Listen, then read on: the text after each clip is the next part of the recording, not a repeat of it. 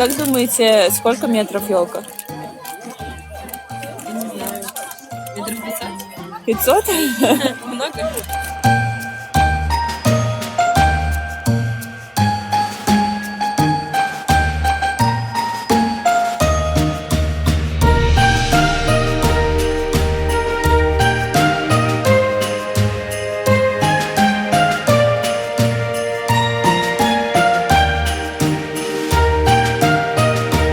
Первый раз в Ташкенте, так у нас красивый, такая шикарная елка, украшения, вообще все в шоке.